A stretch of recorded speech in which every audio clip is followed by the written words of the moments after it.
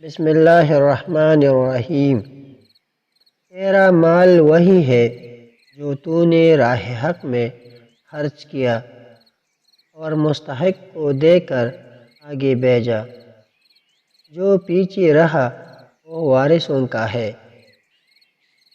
غموں کے کانٹوں اور دکھوں کی دھول سے اپنے آنکھوں کو بند کر لو، ورنہ کبھی خوشی سے زندگی بسر نہیں کر سکو گے۔ خوشامد اور تعریف کی محبت شیطان کے دو بڑے دار ہے۔ اپنی تعریف زیادہ کرنا ہلاکت کا باعث ہے۔ برائیوں سے پرہیز کرنا نیکیاں کمانے سے بہتر ہے۔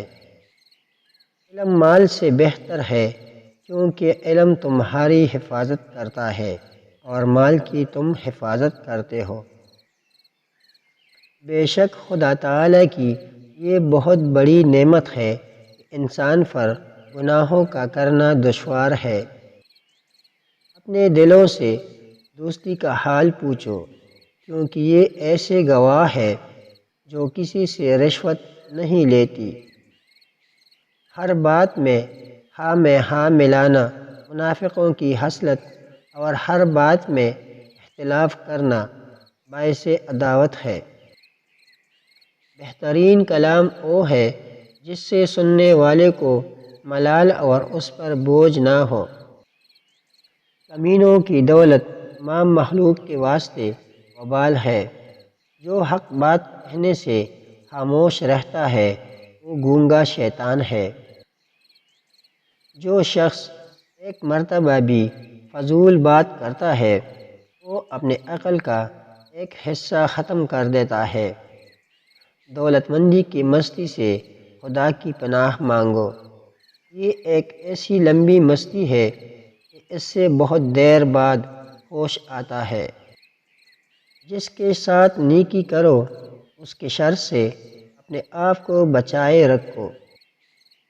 لوگوں کے سامنے نصیحت کرنا ایک طرح سے اس کو ملامت کرنا ہے۔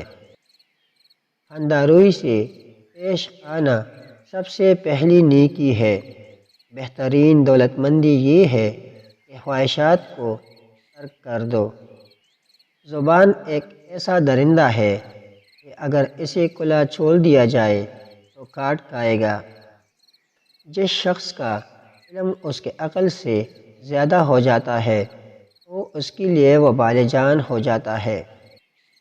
صاحب علم اگرچہ حقیر حالت میں ہو اسے ذلیل نہ سمجھ، اور بے وقوف اگر بڑے رتبے پر ہو اسے بڑا نہ سمجھنا۔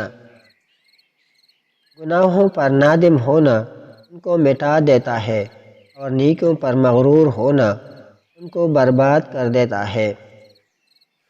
جو شخص سلام سے پہلے کوئی بات کرے اسے جواب مت دو۔ مقدر پر راضی ہو جاؤ، غنی ہو جاؤ گے۔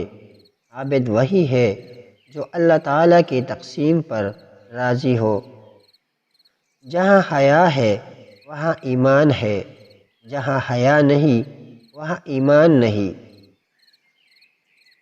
اچھے اخلاق 10 ہے۔